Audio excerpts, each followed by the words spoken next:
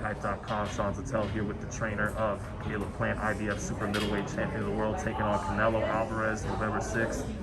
Justin, you got great boxing historic knowledge. Does this fight remind you of any fight in the past, or do you think it'll play out similar? It reminds me of a few of them. Some from years ago, and some from not too some from within the last couple of years. So yeah, it reminds me. But I'm always like, I've seen so many fights, and I've been involved in the sport for so long that it's easy for me to make comparisons like that, or just to feel, oh man, this feels like this, Did I remember. Jump out to you right away? I'm sorry. Any jump out to you right away? Well, a story just popped into my head. It doesn't have to do with this fight, but I remember being at the wild card years ago when Julio Cesar Chavez Jr., when Freddie Roach was training Chavez Jr. to fight Zabisky, like it was for the WBC middleweight title, and it was against a German champion WBC who was, and I remember thinking, wow, the WBC middleweight title, Chavez Jr. against Zabik. And I was like, this is the same belt that Sugar Ray Leonard and Marvin Hagler fought for in 1987. And I mentioned that to Freddie, and I was like, it's kind of wild that, Zabik and Chavez Jr. Chavez Jr. is undefeated. But anyway, like I said at the press conference, the IBF super middleweight champion is, I train him, Caleb Plant, and as a teenager, my favorite fighter was, James Toney, who was the IBF super middleweight champion, and then Roy Jones beat him, and he became another one of my favorite fighters. So it was a really exciting time for me, but we never got to see the unification bouts. We never got to see the fights with the, Nigel Benn and Steve Collins and Frankie Lyles from Roy Jones, and so, that was always a disappointment for me as a fan.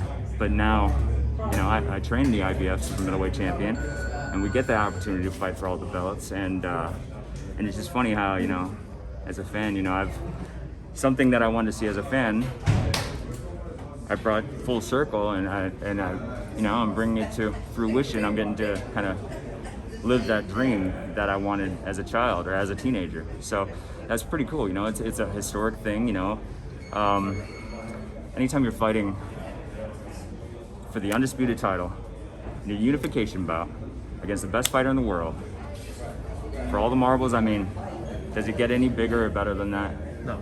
So the fight speaks for itself. I don't even really have to say too much about it.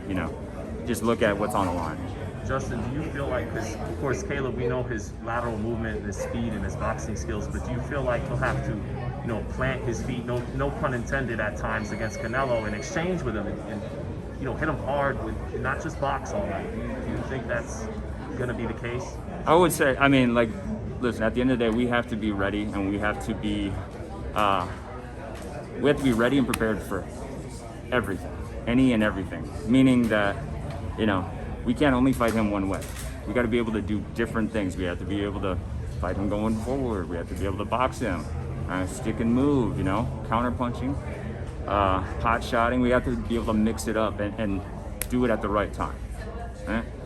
Bottom line, you have to, that's the type of fighter that every fighter, should strive to be anyway. A multi-dimensional fighting machine that's never in a position where they're not ready. They're ready at all times, and they're gonna get the most out of it in every situation, and that's what we need to do. And lastly, Justin, Mike Tyson, Caleb's a big underdog to a lot of people in this fight, and he's understandably so. Tyson, did you get a chance to hear what he said? He's talking about. I haven't listened to. I haven't. You know what?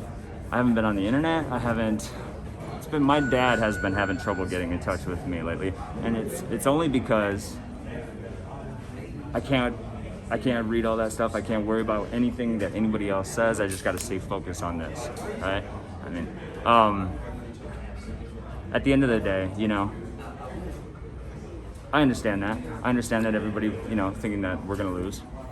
I guess his sentiment was the body attack. Once Canelo starts getting the body, that'll be. Why is that not going to be the case, Justin? Why is it not going to be the case once he starts touching the body? Yeah. Well, you remember when Canelo fought Triple G? Yes. And you remember after the first fight, Triple G people ask, why didn't he throw more body shots? Right. And there's a reason for that. There's a reason that Triple G didn't throw as many body shots on Canelo. How was Canelo boxing in that fight? Just moving in the first fight. Oh, sticking and moving, boxing, Yep. you know, being slick, right? And Canelo wasn't throwing body shots. I mean, Triple G wasn't. There's a reason for that, you know? Now, you know, I'm just gonna say this. If anybody thinks it's gonna be easy for Canelo Alvarez to land body shots on Caleb Plant, if that's the truth, and if it is easy, then you guys all know something that I don't, all right? Because I believe that's gonna be extremely hard. And when you throw body shots, you leave yourself susceptible to counter punches from up top, all right? And, you know, it's one thing to just say, throw body shot. Well, when you're in there taking the shots, you're getting hit.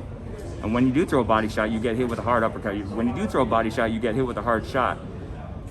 I can understand why guys stop doing that, you know?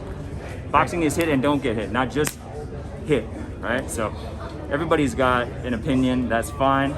We'll show you on November 6th. Thanks, Justin. Good luck. Absolutely, thank you.